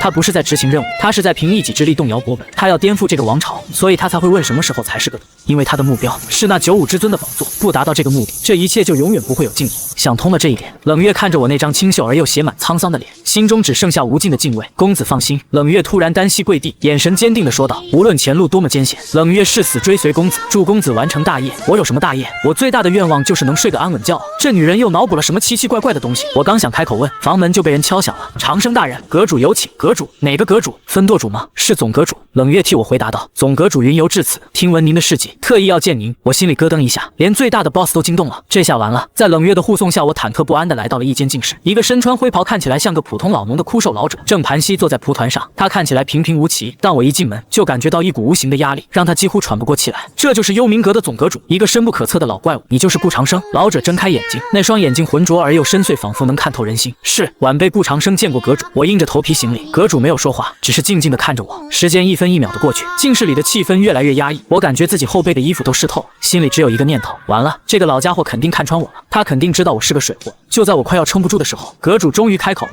不错，阁主的声音沙哑而又低沉，返璞归真，大道至简。好，很好。我一愣，啥玩意儿？返璞归真？又来？你们幽冥阁是不是有什么统一的话术培训啊？老夫修炼一生，自问已至宗师之境，却始终看不透你。阁主缓缓说道：你的身上没有一丝武者的气息，却能行神鬼莫测之事，这份境界老夫自愧不如。我求求你们了，别再脑补了好吗？幽冥阁能有你这样的奇才，是幽冥阁之幸。阁主站起身走到我面前，拍了拍我的肩膀：从今天起，你的地位与我平齐，幽冥阁所有资源任你调动。我只有一个请求。我心里一紧，阁主请说。帮我杀一个人。阁主的眼中闪过一丝刻骨的仇恨，此人乃是我的师兄，也是如今的武林盟主剑圣叶孤城。武林盟主剑圣叶孤城。当这几个字从幽冥阁总阁主的嘴里说出来时，连一旁的冷月都忍不住倒吸一口凉气。那是什么人？那是站在整个江湖武林金字塔顶端的男人。30年前，叶孤城以一手天外飞仙剑法，连挑7大门派掌门一战成名，被誉为100年不遇的剑道奇才。20年前，他于华山之巅一剑击败当时的魔教教主，奠定了武林盟主的地位。10年前，他闭关修炼，据传已经突破了大宗师之境，达到了传说中的陆地神仙的门槛。杀他，这跟去捅破天有什么区别？阁主，这冷月下意识的想说这不可能，但他话到嘴边又咽了回去。他猛地看向我，对啊，别人不可能，但对公子来说，又有什么是不可能的呢？连9天神雷都能引来，杀一个区区武林盟主，又算得了什么？果然，我听到这个任务后，脸上没有丝毫毫的波澜，只是静静的站着，仿佛在思考。实际上我的大脑已经宕机了。剑圣武林盟主，陆地神仙，这游戏的难度是不是提升的太快了点？前2关还是新手村的小 boss， 这一关直接就跳到最终大魔王了，这还怎么玩？系统这任务能拒接吗？我在心里疯狂呐喊。此为幽冥阁总阁主发布的 S 级委托，并非系统任务，宿主可选择拒绝。真的，我心里一喜。但拒绝后，宿主在幽冥阁内的杀神人设将有崩塌风险，总阁主对您的信任度将大幅降低。我脸一黑，这不还是逼着我接吗？我要是敢说个不字，估计这个老怪物当场就得翻脸，把我切片研究了。我知道这个任务很难。总阁主的声音再次响起，带着一丝疲惫。叶孤城他已经不是人了，他的剑快到极致，甚至能斩断因果。斩断因果，我心里咯噔一下。我曾经派了3位天字号的顶尖杀手去刺杀他，结果他们都在出手的瞬间被一剑封喉，甚至叶孤城都未曾离开过他的房间。他的剑意已经能覆盖方圆百里，任何对他抱有杀意的人，一旦进入这个范围，就会被他的剑意所感知，然后被无形之剑斩杀。阁主说完，静静地看着我，等待我的回答。在他看来，叶孤城的剑意领域是一种另类的因果律武器，而我的天道抹杀是另一种更高层次的因果律武器，用因果来对抗因果，这是他能想到的唯一能杀死叶孤城的方法。我听完阁主的描述，人都麻了。好家伙，方圆百里自动锁敌秒杀，这比我的系统还牛啊！我的系统好歹还要我自己跑到10里范围内呢，这任务接了就是死啊！哎，我再次使出了他的被动技能绝望叹息，揉了揉眉心，感觉头疼欲裂。这个动作在总阁主和冷月看来，又是一番不同的景象。他叹息了，他揉眉心了，两人对视一眼，都从对方眼中看到了激动。这是公子在推演，他在推演如何破解叶孤城的剑意领域，斩断因果有意思。我为了拖延时间，只能硬着头皮，故作深沉地念叨了一句。这句话更是让总阁主心头狂震。有意思，面对能斩断因果的剑圣，他居然只用了有意思3个字来评价，这是何等的自信，何等的魄力！好，总阁主激动地一拍手，我就知道你一定有办法。这个任务没有实现，你需要什么？幽冥阁倾尽所有，都会为你办到。我只求能在我死之前看到叶孤城的人头。说完，总阁主深深地看了我一眼，转身离开了静室。他要去为我调动整个幽冥阁的力量。静室里只剩下我和冷月。公子，冷月的声音带着一丝颤音，您真的有办法对付剑圣？我能有什么办法？现在唯一的办法就是想办法跑路，但我不能这么说。山人自有妙计，我只能继续硬着头皮装下去。冷月闻言，眼神中的崇拜更盛了。就在这时，门外传来一阵喧闹。顾长生呢？让他给我滚出来！一个嚣张跋扈的声音响起。我一愣，谁啊这么勇，敢在幽冥阁的地盘上直呼我的大名？我跟冷月走出静室，只见院子里站着一个手持长枪、面容桀骜的年轻男子，男子身边还跟着几个同样气息强大的杀手。赵无极，你来这里做什么？冷月看到来人，眉头一皱。赵无极，幽冥阁另一位天字号杀手，以一手霸道的枪法闻名，性格狂傲，向来目中无人。他也是幽冥阁年轻一辈中除了冷月之外最顶尖的存在。我做什么？赵无极冷笑一声，长枪一指我来找他。我听说阁里出了个什么杀神，连升3级，地位比我们这些老人都高了，我倒要看看他到底是个什么3头6臂的人物。赵无极的目光落在我身上，充满了不屑和挑衅。就这么一个连内力都没有的废物，你们管他叫杀神，还把冷月你赏给他当丫鬟，简直是滑天下之大稽。他早就爱慕冷月，视其为自己未来的伴侣，如今自己心目中的女神竟然被赏给了一个名不见经传的废物，这让他如何能忍？赵无极羞得对长生大人无礼。冷月往前一步挡在我身前，脸色冰冷。长生大人！赵无极笑得更张狂了。冷月，你是不是被他灌了什么迷魂汤？就凭他，我要向他挑战，不是签生死状，那太便宜他了。赵无极用枪尖指着我，一字一句地说道：我们来比一场，就比谁能先完成下一个任务。阁里不是刚发了一个金牌任务吗？刺杀叛逃的千面鬼影，我们就比谁能先提着千面鬼影的人头回来。如果我赢了，他从哪来滚回哪去。冷月，你以后就跟着我。如果他赢了，赵无极不屑地笑了笑，他不可能赢。此言一出，周围看热闹的杀手都议论纷纷，这显然是一场针对我的阳谋。千面鬼影是幽冥阁的前金牌杀手，精通易容和暗杀，狡猾无比。叛逃之后，阁里派了好几拨人去追杀，都被他反杀了。赵无极是枪法大家大开大合，正好克制这种刺客型的敌人。而我呢，一个只会借用天地之力的神棍，在这种追捕刺客的任务中能有什么用？所有人都觉得我输定了，我心里也叫苦不迭。又来，怎么总有人喜欢跟我比这个比那个？我就想安安静静的当个废物，怎么就这么难？怎么不敢啊？赵无极见我不说话，嘲讽道：废物就是废物，连比试的胆子都没有。我还没开口，身前的冷月却突然笑，那是一种冰冷而又怜悯的笑。他回头看了一眼我，见他依旧是一副云淡风轻、生无可恋的表情，心里顿时有了底。他转过头看着赵无极，就像在看一个死人。好，这个比试我们接了，不过赌注要改一改。冷月的声音冷得像冰。如果公子赢了，我不要你做什么，我只要你自断一臂，然后滚出幽冥阁，永不踏入京城半步。冷月此言一出，全场哗然。自断一臂，滚出幽冥阁，这个不可谓不好。赵无极也是一愣，他没想到一向冷若冰霜的冷月，为了维护这个废物，竟然会说出这么狠话。这让他心中的妒火烧得更旺。好，一言为定。赵无极红着眼睛吼道：我倒要看看，等这个废物输了，你还怎么护着他？说完，他不再多言，长枪一阵，转身便带着化作一道疾风，消失在了据点门口。他要用最快的速度去猎杀千面鬼影，然后回来。狠狠地打我和冷月的脸。院子里恢复了安静，周围的杀手们看着我眼神各异，有同情，有幸灾乐祸，但更多的是好奇。他们也想知道，这位传说中的杀手在面对这种硬碰硬的实力比拼时，到底会如何应对。公子，我们冷月转过身，想问我接下来的计划。吃饭。我有气无力地吐出2个字，我心好累，感觉脑细胞都死光了。先是被剑圣的任务吓个半死，又被一个愣头青跳脸挑衅。天大地大，吃饭最大，先填饱肚子再说啊！冷月愣了一下，吃饭？在这种时候，公子果然是公子，泰山崩于前而色不变。面对赵无极的挑衅，他竟然连眉毛都没动一下，心里想的还是吃饭。这份从容，这份淡定，天下几人能有？是冷月，这就去为您准备。冷月恭敬的应道，在他看来，我这绝对不是不重视，而是在说，区赵无极不配让我费心。饭桌上我化悲愤为食欲，一个人干掉了3大碗米饭5盘菜。冷月就在一旁静静的看着，时不时为我添饭加菜。他心里想的是，公子看似在吃饭，实则是在补充之前推演剑圣破解之法时所消耗的精神。没错，一定是这样。我吃饱喝足，打了个饱嗝，感觉活过来了。那个千面鬼影的情报拿来看看吧。我擦了擦嘴说道，不管怎么说，任务还是得应付一下，毕竟自己的小命还和这个绝对好运系统绑在一起。只要在目标10里范围内，就有机会触发意外。我现在要做的就是想办法找到那个倒霉的千面鬼影。是公子。冷月很快就取来了卷轴，我打开一看，上面是千面鬼影的详细资料。此人本名不详，35岁，原是幽冥阁白银杀手，因为私吞任务酬金而叛逃，擅长易容术，能模仿任何人的声音和体态，江湖人称千面鬼影。他修为不高，只有2流中期的水准，但极其擅长隐匿下毒和设置陷阱。最近一次出现是在城西的乱石坡。乱石坡，我看着这个地名皱了皱眉，那地方他听说过，是京城外的一片废弃采石场，地形复杂，到处都是巨石和深坑，确实是个藏身的好地方。公子，赵无极已经带人过去了。冷月在一旁提醒道，他那个人虽然狂傲，但实力不俗，一手追魂枪凌厉霸道。千面鬼影如果被他找到，恐怕撑不过10个回合。我的心沉了下去，这可咋办？跟人家比速度，自己这2条腿跑得再快也追不上他。等自己晃晃悠悠的走到乱石坡，估计黄花菜都凉了。不急，我放下卷轴，端起茶杯轻轻抿了一口。我只能继续装了，反正现在急也没用，只能走一步看一步。冷月看到我这副淡定的样子，心里更加安定了。公子一定是有什么我们无法理解的后手，他根本不屑于和赵无极去争抢时间，或许他根本就没打算去乱石坡。一个念头在冷月脑海中闪。公子，他试探性的问道，我们现在也去乱手坡吗？我想了想，去肯定是要去，不然超出了10里范围，系统就不生效了。但是不能表现得太激情，不然不符合自己高人的人设。于是我缓缓放下茶杯，看着窗外悠悠的说道，让他先去探探路也好。一句话风轻云淡，却让冷月再次心头巨震。让他先去探探路，好大的口气，这是把天字号杀手赵无极当成探路的炮灰了。公子，您的意思是？冷月的声音都有些颤抖。螳螂捕蝉，黄雀在后。我把从电视剧里学来的词又用了出来。冷月倒吸一口凉气，只觉得一股寒意从脚底直冲天灵盖。他全明白了，公子他从一开始就算计好了一切，他故意激怒赵无极，让他接下这个比试，让他心急火燎的去追杀千面鬼影。而赵无极为了抢占先机，必然会用尽全力将隐藏的千面鬼影逼出来。到时候2人一场大战，无论谁胜谁负，必然2败俱伤。而公子只需在最后时刻以逸待劳，坐收渔翁之利，一石2鸟，不，甚至是一弹3鸟，既能轻松完成任务，又能借千面鬼影之手废掉赵无极这个竞争对手，还能在所有人面前再次展现自己神鬼莫测的算计。高，实在是高啊！冷月看着我的侧脸，眼神中的崇拜已经无法用言语来形容。公子，明明又算到了。我回头看了他一眼，一脸莫名其妙。我算到什么了？我就是单纯的不想动，想磨蹭一会儿而已啊。但看着冷月那闪闪发光的眼，我知道自己再解释也没用，只能深沉地点了点。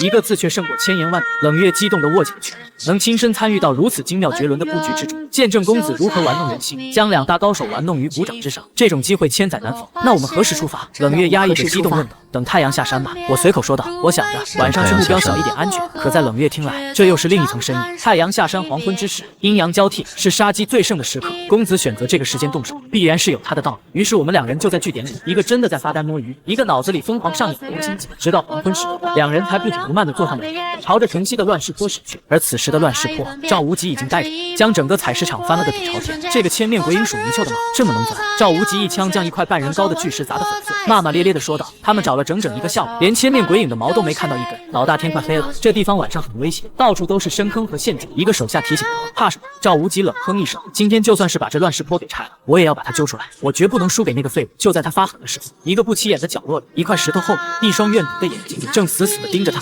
千面鬼影就在这里。他看着气急败坏的赵无极，嘴角勾起一抹残忍的cười。想找我，那就下来陪我吧。他悄悄地从怀里摸出了几枚黑色的钉子，那是他特制的穿心钉，上面淬了见血封喉的剧毒。乱石坡的地形极其复杂，巨石林立，沟壑纵横，像一个天然的迷宫。赵无极带着手下已经在这里搜寻了数个时辰，却连千面鬼影的影子都没找到，这让他本就暴躁的心理变得更加不耐烦。都给我打起精神来，他肯定就在这附近！赵无极怒吼着，声音在空旷的采石场里回荡。他无无法容忍自己输给我那个废物，更无法容忍冷月为了那个废物而与自己对立。这份屈辱和愤怒让他迫切的需要一个宣泄口，而千面鬼影就是最好的目标。老大，看那边！一个眼尖的手下突然指着不远处一个巨大的废弃矿坑说道：“那里有新的脚印。”赵无极精神一振，立刻带人冲了过去。矿坑边缘果然有几个模糊的脚印，一直延伸到漆黑的坑洞深处。果然是属老鼠的，只会躲在这些阴沟里。赵无极不屑地冷笑一声，在下面等我，我下去把他拎上来。说完，他提着长枪便要纵身跳下矿坑。老大小心有诈！手下急忙提醒，一个只会躲躲藏藏的二流货色，能有什么诈？赵无极满不在乎地说道。他对自己大宗师级别的实力有着绝对的自信，在他看来，任何阴谋诡计在绝对的实力面前都是笑话。然而他不知道的是，就在他头顶上方100米处的一块巨石后，千面鬼影正像一只毒蛇般潜伏着，眼中闪烁着冰冷的杀机。千面鬼影看着下方的赵无极，嘴角勾起一抹阴险，蠢货，真以为我躲在坑里那几个脚印是他故意留下的诱饵？他真正的杀招在上面。他算准了赵无极这种狂傲自大的人一定会毫不犹豫地跳下去，而他就在赵无极跃起在半空，就力已尽，心力未生的一瞬间，从上方发动雷霆一击。他手里紧紧攥着3枚淬了剧毒的穿心钉，这是他的看家法宝，3米之内连宗师高手的护体真气都能穿透。他屏住呼吸，等待着最佳的时机来了。赵无极动了，只见他双腿一蹬，整个人如同一只大鸟，朝着漆黑的矿坑跃去。就是现在！千面鬼影眼中杀机爆闪，手腕一抖，3枚穿心钉化作3道黑线，带着尖锐的破空声，成品自行射向半空中的赵无极。这个时机，这个角度堪称完美。赵无极人在半空，根本无处借力，避无可避。千面鬼影仿佛已经看到了赵无极身中巨毒从半空中坠落的凄惨无样。然而就在这千钧一发之际，异变陡生。此时我的马车刚刚抵达乱石坡的外围。公子，我们到了。冷月的声音从车外传来。我打了个哈欠，掀开车帘，探出头来，到了。这地方看起来阴森森的。我看着外面奇形怪状的事，心里有点发毛，从怀里掏出一个水囊，准备喝口水压压惊。结果马车正好压到一块石头，颠簸了一下，我手一抖，水囊没拿稳，啪嗒一声掉在了车厢的地板上。水囊的木塞被颠开了，里面的水洒了出来，流到了我的脚边。哎，真是倒霉！我叹了口气，弯下腰去捡水囊，刚一弯腰，脑袋就磕在了车厢的木板上，咚一声闷响，好痛！我吃痛下意识的猛一抬头，结果脑袋又咚的一声，重重的撞在了车厢顶部的横梁上。这一下撞得他眼冒金星，整个人都懵了，感觉自己就像个不倒翁，被颠来倒去，完全失去了平衡。慌乱之中，我的脚在车厢不乱地踢了一脚，这一脚正好踢在了车厢角落里放着的一捆废木柴。那捆木柴本来就没捆紧，被我这么一踢，其中一根最粗的顺着车厢的缝隙，嗖的一声飞了出去。这根木柴在空中划过一道诡异的抛物线，飞越了近100米的距离，不偏不倚，正好朝着千面鬼影藏身的那块巨石飞去。千面鬼影此刻所有的心神都集中在即将得手的赵无极身上，根本没有注意到身后飞来的一根木柴，木柴重重地砸在了他的后脑勺上。千面鬼影只觉得后脑一暖，眼前一黑，整个人瞬间失去了意识。他身体一软，从巨石后面栽了出来，而他刚刚射出的那3枚穿心钉，因为他身体的突然失衡，准头出现了致命的偏差，原本射向赵无极胸腹要害的3枚毒钉，擦着他的衣角飞了过去，一枚都没打中。半空中的赵无极瞬间感觉到了头顶传来的劲风，他猛地抬头，正好看到千面鬼影从巨石上栽下来的身影。找死！赵无极瞬间明白了怎么回事，怒吼一声，脚在矿坑的岩壁上猛地一蹬，身体在半空中硬生生拔高了数米，长枪化作一道黑龙直刺而出，长枪精准地贯穿了千面鬼影的胸膛。千面鬼影连哼都没哼一声，就当场毙命，身体被长枪钉在了岩壁上。赵无极稳稳地落在地上，看着枪尖上死不瞑目的千面鬼影，眉头紧紧地皱了起来。他刚才感觉到了死亡的威胁，如果不是头顶那个蠢货自己失足掉下来，导致暗器射偏，自己现在恐怕已经是一具尸体了。运气！赵无极摇了摇头，他不信运气，一定是这个千面鬼影学艺不精，在最关键的时候出了岔子。哼，废物就是废物。他拔出长枪，将千面鬼影的尸体挑了上来，割下头颅装进袋子。我们走，回去让那个姓顾的看看谁才是真正的强者。赵无极意气风发地说道。而此时马车里，我正捂着脑袋上2个大包，疼得龇牙咧嘴。我今天是不是出门没看黄历啊？怎么这么倒霉？冷月看着他狼狈的样子，又看了看远处那具被挑出来的尸体，冰冷的眼眸中闪过一丝深深的震撼与了然。公子明明又算到了，他声音颤抖地问道。我又算到什么了？我只算到我今天头要被撞破。马车里，我捂着脑袋上2个新鲜出炉的大包，疼得眼泪都快出来了。我今天出门是不是踩到狗屎了？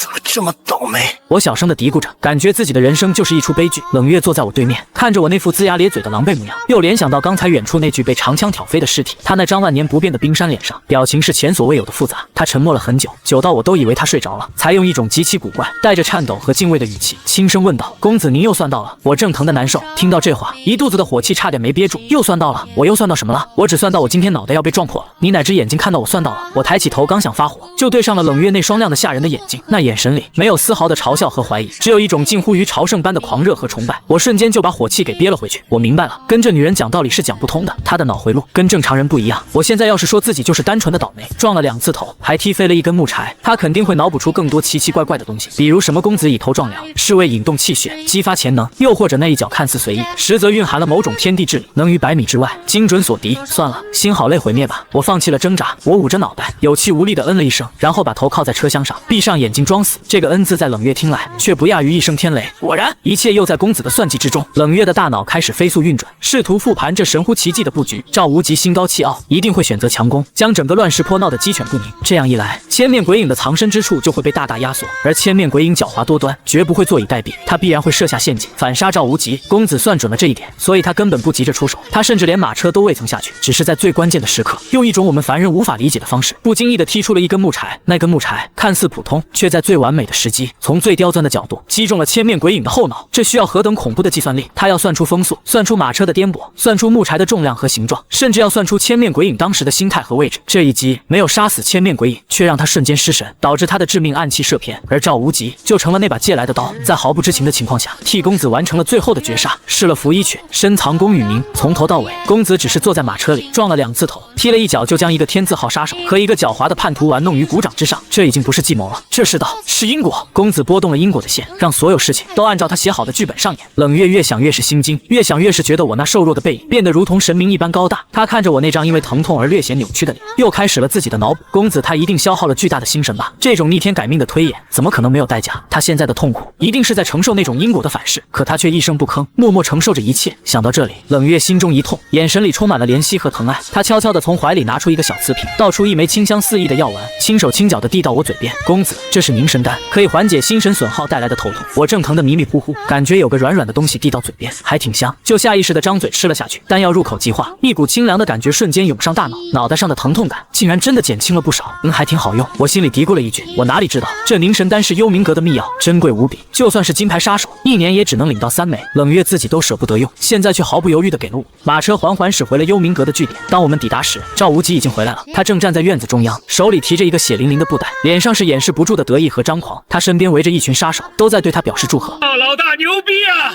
这么快就把千面鬼影给解决了！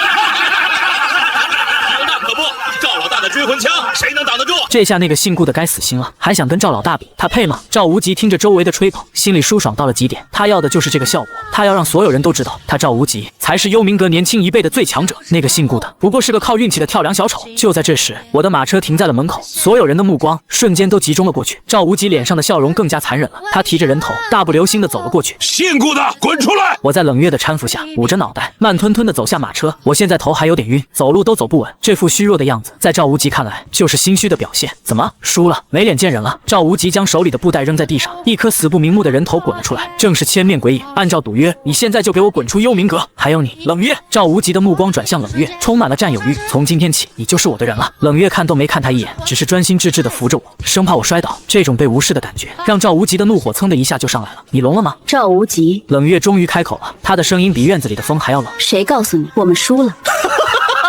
赵无极像是听到了天大的笑话，人头就在这里，难道你们还想抵赖不成？你以为阁里的长老们都是瞎子吗？人确实是你杀的，冷月淡淡的说道，但功劳却是公子的。你放屁！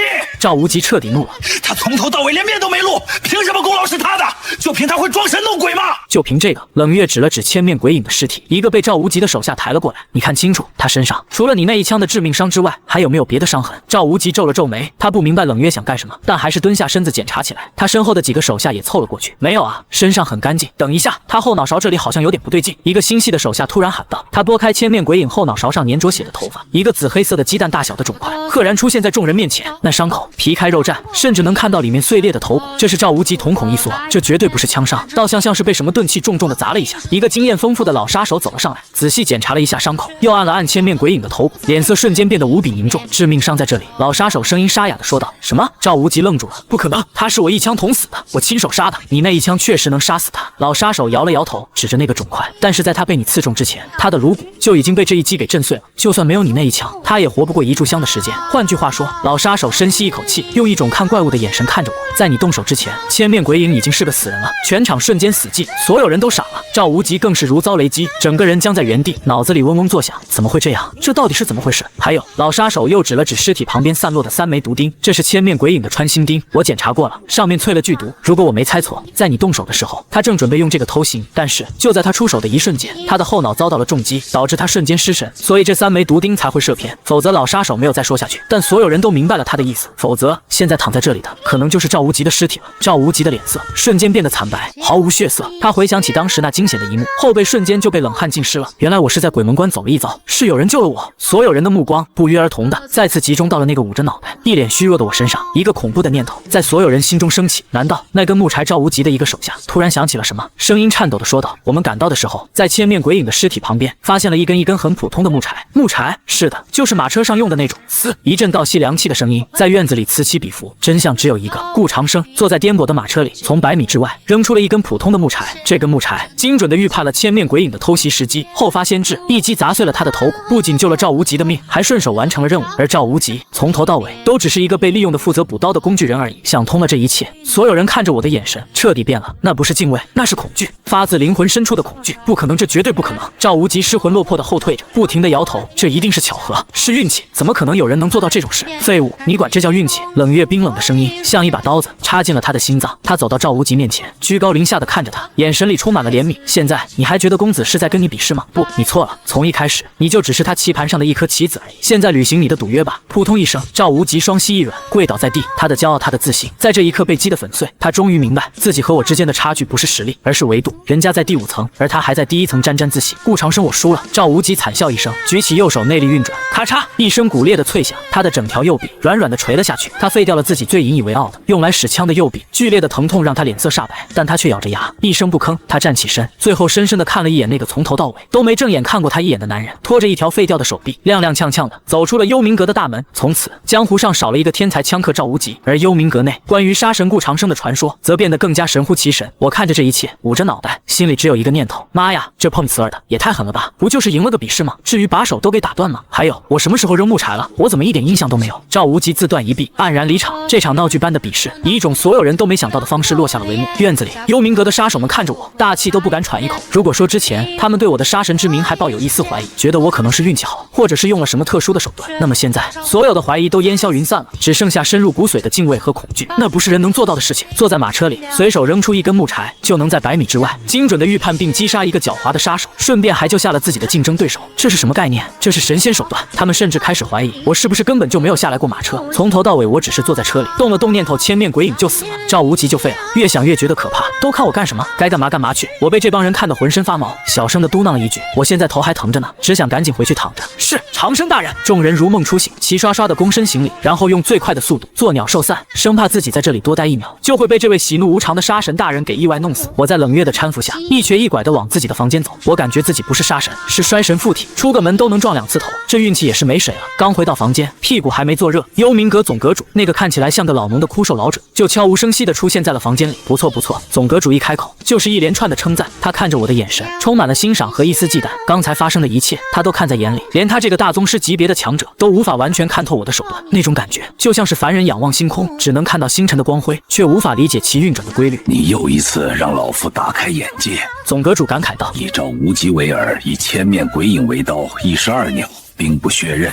这份算计，这份心智，老夫自愧不如。”我嘴角抽了抽，我求求您了，别再脑补了好吗？我真的就是倒霉，撞到头了而已啊！我张了张嘴想解释，但看到总阁主那副我都懂，你不用说的表情，又把话咽了回去。算了，解释不清了，阁主过奖了，只是一些微不足道的小手段而已。我只能硬着头皮顺着他的话说下去。小手段？总阁主闻言哈哈大笑起来，好一个微不足道的小手段，这份气魄天下无双。在他看来，我这已经不是谦虚了，这是凡尔赛。好了，闲话少说。总阁主笑完，脸色变得严肃起来。关于叶孤城的事，你考虑的怎么样了？可有计划？又来了！我感觉自己的头又开始疼了。那个能斩断因果的剑圣，那个方圆100里自动锁敌的变态，谁爱杀谁杀去，反正我是不想去送死。可是这话我能说吗？我现在已经被架到这个位置上了，我要是敢说个不字，或者说我没办法，那我杀神的人设立马就得崩塌。到时候这个看起来和蔼可亲的总阁主会不会当场翻脸，把自己切片研究，那可就不好说了。必须得想个办法拖延一下，拖到天荒地老，拖到这个老家伙老死，那这个任务不就自动取消了吗？对，就这么干。我心里瞬间有了主意。我学着电视剧里那些高人的样子，沉默不不语，只是走到桌边，拿起一支毛笔，在纸上缓缓地写了起来。总阁主和冷月都好奇地凑了过去，想看看这位杀神大人又有什么惊天动地的计划。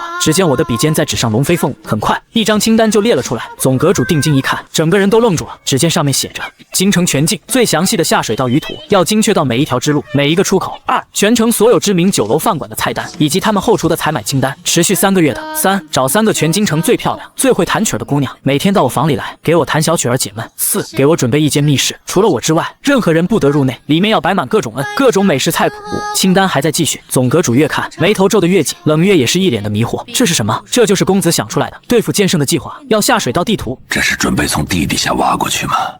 可剑圣的剑意领域是全方位覆盖的，躲到地底下也没用啊。药酒楼的菜单和采买清单，难道是想从饮食下手？可剑圣那种人物早已不食人间烟火，想下毒比登天还难。找美女弹琴，研究菜谱，这怎么看都像是一个不学无术的纨绔子弟在提荒唐要求。难道是我们看错他了？他其实真的只是个运气好的草包。一个念头在总阁主和冷月的心中同时升起。总阁主身后的几个长老脸色已经有些难看了。阁主，这也太荒唐了！一个脾气火爆的长老忍不住开口了。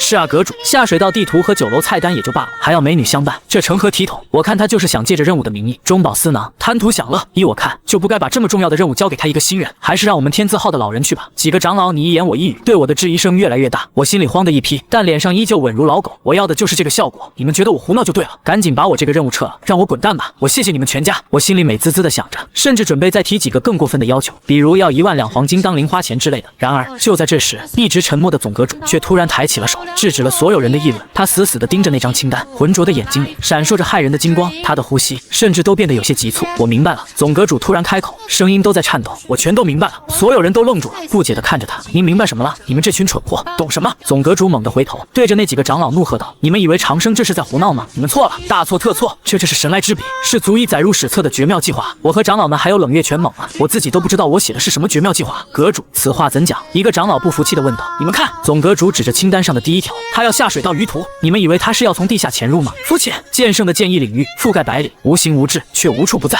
但他有一个弱点，那就是他需要一个影子。他只能感知到带有杀气的生命体，而下水道是什么地方？那是污秽之地，是死气汇集之所。如果长生能找到一条汇集了全城死气的龙脉，他就能将自己的气息完美的隐藏在其中，变成一个死人，一个连剑意领域都无法感知的死人。总阁主越说越激动，仿佛为自己能窥破天机而感到兴奋。再看第2条，酒楼的菜单和采买清单，你们以为他是想下毒吗？愚蠢！剑圣是不食人间烟火。可他手下的人呢？他的弟子门徒呢？他们总是要吃饭的吧？长生这是要通过分析全城的食物供应链，找出剑圣势力的所有据点和人员构成，这是釜底抽薪之计啊！至于第3条和第4条，总阁主深吸一口气，脸上露出了前所未有的凝重之色。这才是整个计划最核心也最恐怖的地方。你们以为他是要贪图享乐吗？你们知道剑圣最强的是什么吗？是他的剑心。他的剑心通明无垢，不染尘埃，所以他的剑才能那么快，那么纯粹。而长生要做的就是破他的剑心。美女弹琴看似是享乐，实则是为了寻找一种能扰乱人心神的魔音。菜谱看似是口腹之欲，实则是为了研究能勾起人最原始欲望的心魔。他要用这世间最迷你的音、最诱人的味，来为剑圣布下一个红尘大阵，让叶孤城那颗修炼了几10年的无垢剑心重新染上尘埃。一旦他的剑心破了，他的剑也就不再无敌了。总阁主一番话说完，整个房间鸦雀无声，所有人都被他描述的这个宏伟而又恐怖的计划给惊呆了。那几个刚才还在质疑的长老，此刻已经满头大汗，脸上写满了羞愧和后怕。原来这看似荒唐的要求背后，竟然隐藏着如此惊天动地的杀局。他们刚才竟然还想阻止这个计划，他们简直是幽冥阁的罪人啊！冷月更是美眸异彩连连，他看着我的背影，心中充满了无限的柔情和崇拜。原来公子连这些都算到了，他考虑的已经不是如何杀人，而是如何诛心，这才是杀道的最高境界啊！阁主一个长老颤抖着声音开口，他要的实在是太多了，也太难了。别的不说，光是那下水道舆图就是朝廷的最高机密，我们怎么可能弄得到？是啊，还有那些酒楼的采买清单，涉及到的人员太多，一旦暴露，我们幽冥阁在京城的势力恐怕会遭受灭顶之灾。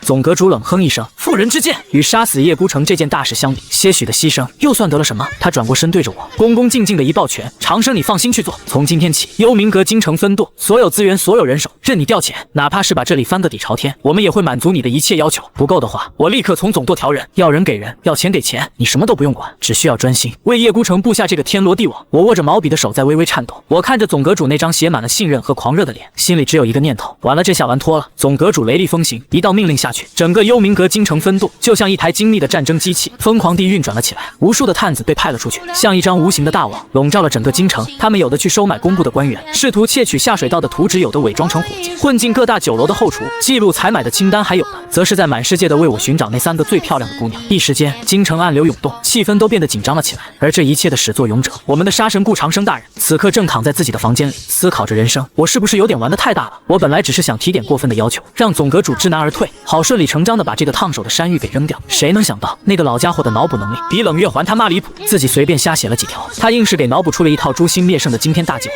现在好了，整个幽冥阁都动员起来了，一副要跟他大干一场的架势。我现在要是说其实我就是瞎写的，我就是想偷懒，估计会被那个狂热的总阁主当场给撕成碎片。哎，我叹了口气，感觉心好累，这日子什么时候才是个头啊？公子，您又在为叶孤城的事情烦心了吗？冷月端着一盘切好的水果，悄无声息地走了进来。他现在看我的眼神已经不能用崇拜来形容了，那是一种看神明的眼神。他觉得自己能跟在这样一位布局深远、算无一策的神人身边，哪怕只是端茶倒水，都是3生有幸。烦心，我是愁得快要愁死了。我心里疯狂吐槽，嘴上却只能继续装逼。区叶孤城何足挂齿。我拿起一块苹果，轻轻咬了一口，故作风轻云淡地说道：“我只是在想，这盘棋该从何处落子，才能让这天下变得更有趣一些。”冷月闻言，心头又是一震。公子他果然志不在此，他的目标根本不是一个小小的叶孤城，而是这整个天下。他要的是颠覆式重塑。冷月感觉自己的呼吸都变得急促起来，他为自己能参与到如此宏伟的大业中而感到无上的光荣。无论公子想做什么，冷月都将是您手中最锋利的那把剑。他单膝跪地，眼神坚定地说道：“我被他这突如其来的中二发言搞得一愣。大姐，你又脑补了啥？我就是随口装一下而已啊！”我刚想说点什么，门外突然传来一阵急促的脚步声。分舵主那个山羊胡老者一脸激动地跑了进来：“长生大人，长生大人，找到了！您要的姑娘我们给您找到了。”我一愣，我去，这帮杀手干正事不行，搞这些歪门邪道效率还挺高啊！带进来我看看。我清了清嗓子，摆出一副我很专业的架势。很快，3个环肥燕瘦、各有千秋的绝色女子就被带了进来，她们一个个低着头，身体微微颤抖，显然是知道自己要伺候的是什么人。那可是传说中杀人不眨眼的杀神啊！抬起头来，我说道。3个女子闻言，战战兢兢地抬起了头。我眼前一亮，不得不说，幽冥阁的办事能力确实强。这3个姑娘，论姿色，放在我上辈子的世界，那都是顶级的网红校花级别。一个清纯如水，一个妩媚入骨，一个英姿飒爽。不错，我满意地点了点头。我倒不是真的好色，主要是为了把戏做足。我要是表现得太清心寡欲，反而不符合我之前提的荒唐要求了。你们谁最会弹琴？我问道。韦大人，奴家略通音律。那个看起来最清纯的女子小声地回答道。好，就你了。我指了指她，你留下，其他人先下去吧。分舵主和另外2个女子闻言如蒙大赦，赶紧退了出去。房间里只剩下了我和冷月，还有那个瑟瑟发抖的清纯姑娘。你叫什么名字？我问道。奴家小翠。别紧张，我又不会吃了你。我尽量让自己的声音听起来温和一些。去，给我弹首曲子听听，就弹个2只老虎吧。小翠、冷月2人都愣住了。2只老虎，这是什么曲子？听起来好奇怪的名字。我这才反应过来，这个世界好像没有这首儿歌。嗨嗨，我的意思是弹一首欢快一点的。是大人。小翠虽然不解，但还是乖乖地坐到古筝前，纤纤玉指在琴弦上轻轻一拨，一阵悠扬的琴声瞬间在房间里响起。你还别说，这姑娘弹的还真不错。我闭上眼睛，一边听着小曲，一边吃着冷月削好的苹果，感觉自己腐败堕落的人生好像也还不错。就在我享受着难得的清闲时，据点外突然传来一阵骚动，紧接着一个杀手连滚带爬的跑了进来，脸上写满了惊慌。不好了，阁主，长生大人，宫里来人了。谁？分舵主眉头一皱，是当朝长公主，平阳长公主殿下。什么？在场的所有人脸色都变了。平阳长公主，当今圣上最疼爱的女儿，权势滔天，性格更是出了名的说一不二，连太子都要让她3分。她怎么会突然跑到幽冥阁的据点来？她说她听闻京城出了一位能引动9天神雷的奇人，特地前来拜会。杀手颤抖着说道。所有人的目光瞬间又集中到了我的身上，我嘴里的苹果差点没掉下来。我去，吏部尚书被雷劈死那事儿都惊动皇室了，这下麻烦大了，快去迎接。分舵主急忙说道。不必了。一个清冷而又威严的女子声音从门外传来，紧接着一个身穿华贵宫装、头戴凤钗、容貌绝美、气质高贵的年轻女子，在一群带刀侍卫的簇拥下，缓缓走了进来。她一进来，整个房间的空气仿佛都凝固了，那是一种与生俱来的属于皇室的威压。参见长公主殿下。分舵主和冷月等人齐刷刷的单膝跪地，只有我还傻愣愣的坐在那里，嘴里还叼着半块苹果。我不是不想跪，是我被吓得腿软了，站不起来了。长公主的目光扫过跪在地上的众人，最后落在了我的身上。她的眼中闪过一丝好奇和审视。这就是那个传说中的杀神，看起来也不过是个手无缚鸡之力的文弱书生而已，而且见了本宫竟然不下跪，好大的胆子！你就是顾长生？长公主开口了，声音不大，却带着不容置疑的威严。我一个激灵，赶紧把嘴里的苹果咽了下去，差点没把自己噎死。我想站起来行礼，可腿肚子不争气，抖得跟筛糠一样。草草名顾长生，参见公主殿下。我结结巴巴地说道。长公主看着我这副惊慌失措的样子，柳眉微蹙，难道传言有误？还是说她是在故意伪装？长公主是个极其聪明的女人，她从不相信空穴来风的传言。吏部尚书李宗明被雷劈死一事太过蹊跷，大理寺查了半天，最后只能以天谴结案。但她不信，她通过自己的渠道查到了一些蛛丝马迹，所有的线索都指向了幽冥阁，指向了眼前这个刚刚声名鹊起的杀神，所以他今天亲自来了，他要亲眼看看这个顾长生到底是人是鬼。赐座，长公主淡淡的说道。立刻有侍卫搬来一张华丽的椅子，放在我对面。长公主优雅的坐下，端起侍女奉上的茶，轻轻抿了一口。本宫听闻先生有通天彻地之能，可知风雨，可照雷电，不知是真是假。他看着我，看似随意的问道。我心里咯噔一下，来了，送命题来了，这要怎么回答？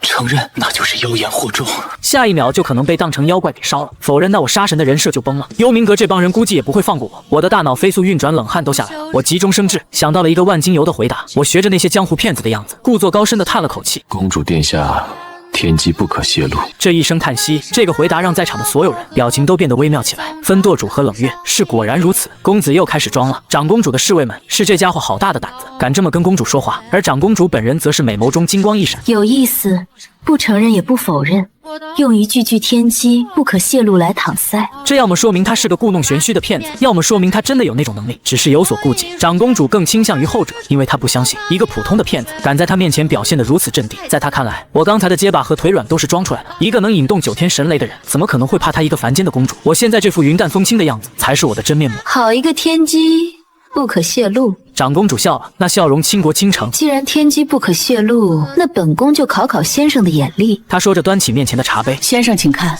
本宫这杯茶是该喝还是不该喝？这是一个陷阱，一个极其恶毒的陷阱，因为这杯茶里有毒，是他来之前故意让心腹下的一种无色无味的奇毒。见血封喉，他就是要看看这个我到底有没有传说中那么神。如果我看不出来，那我就是个骗子。他会立刻下令将整个幽冥阁据点夷为平地。如果我看出来了，那我就有为自己所用的价值。所有人的心都提到了嗓子眼。冷月的手已经悄悄地按在了剑柄上。他虽然相信我，但长公主这一手实在是太毒了。我也懵了，大姐，你喝不喝茶关我屁事啊？我又不是你爹，我管你喝不喝？我哪里知道茶里有毒？我只知道自己要是回答错了，肯定没好果子吃。怎么办？就在我急得快要尿裤子的时候，我眼角的余光突然瞥到了桌子上的一盘东西，那是刚才冷月给他削苹果时剩下的一堆苹果皮。一个大胆而又荒唐的念头在我脑海中闪过：死就死吧，赌一把。我深吸一口气，突然伸出手拈起一长条苹果皮，然后在所有人惊愕的目光中，我将那条苹果皮轻轻地扔进了长公主面前的茶杯里。公主殿下，我缓缓开口，声音里带着一丝她自己都没察觉到的沧桑。您说这苹果皮它是沉下去还是浮上来呢？当我将那片苹果皮扔进茶杯的瞬间，整个房间的空气仿佛都凝固了，所有人都目瞪口呆地看着这一幕，完全不明白我想干什么。长公主也是一愣，她那双睿智的美眸中闪过一丝深深的困惑，这是什么意思？她没有直接回答我的问题，反而问我苹果皮是沉是浮，这是在故弄玄虚，还是另有深意？她低头看去，只见那片薄薄的苹果皮在碧绿的茶汤中缓缓地舒展开，然后就那么静静地漂浮在水面上，这不是很正常吗？苹果皮的密度比谁小，当然是浮上来的，这有什么好问的？就在所有人都以为我是在胡闹的时候，异变发生了。只见那漂浮在水面上的苹果皮突然开始以肉眼可见的速度变黑枯萎，就像是被什么剧毒瞬间腐蚀了一样。短短2个呼吸的功夫，那片鲜活的苹果皮就变成了一片焦黑的散发着恶臭的残渣，然后缓缓地沉入了杯底。一阵倒吸凉气的声音在房间里响起，长公主身后的那名贴身侍女更是吓得脸色惨白，扑通一声就跪倒在地，浑身抖如筛糠。殿下饶命，奴婢也不知道茶里有毒啊！真相大白了，茶里真的有毒，而且是能瞬间腐蚀物体的剧毒。如果刚才长公主喝下了这杯茶，后果不堪设想。长公主的脸色也瞬间变得无比难看，但她不是害怕，而是震惊。她死死地盯着我，那眼神仿佛是要把我整个人都看穿。她是怎么知道的？这毒是她自己亲自下的，除了她和那个心腹，绝不可能有第3个人知道。她不仅知道茶里有毒，甚至还用这种匪夷所思的方式将毒性给显现了出来。她没有说一个毒字，却用一片苹果皮说明了一切。这是何等恐怖的眼力，何等巧妙的手段！你是怎么做到的？长公主的声音第一次带上了一丝颤音，我心里长长的松了口气。妈呀，赌对了，这茶里果然有鬼。其实我刚才也是瞎蒙的，我哪里知道什么毒不毒的？我就是觉得这个长公主来者不善，故意刁难我。扔苹果皮纯粹就是为了转移话题，拖延时间。至于苹果皮为什么会变黑，我怎么知道？说不定是这苹果皮不新鲜，或者跟茶叶发生了什么化学反应呢？反正结果是好的就行了。公主殿下，我继续保持着她那副高深莫测的样子，缓缓开口：茶本是好茶，这苹果也是好苹果，但当他们相遇时，是福是祸就未可知了，这便是因果。一番话说的是云里雾里，玄之又玄，但在长公主和冷月等人听来，却不亚于大道之音振聋发聩。又是因果，公子他竟然已经将因果之术运用到了如此细致入微的境界。他不仅仅能用因果杀人，还能用因果救人。冷月看着我的侧脸，眼神中的狂热已经快要溢出来了。他现在觉得，就算是总阁主对公子的评价都还是太低了。什么返璞归真，什么大道至简，这根本就不是一个维度的东西。公子他根本就不是武者，他是行走在人间的神。长公主也被我这番话给镇住了，她沉默了良久，才缓缓地吐出一口气。先生之能，本宫佩服。他站起身，对着我郑重地行了一礼，这一下把他身后的侍卫们都给吓傻了。堂堂长公主竟然对一个江湖草莽行礼，这要是传出去，整个朝堂都要地震了。今日之事是本宫唐突了。长公主的语气变得无比客气。本宫府中还有些要事，就不多打扰先生了。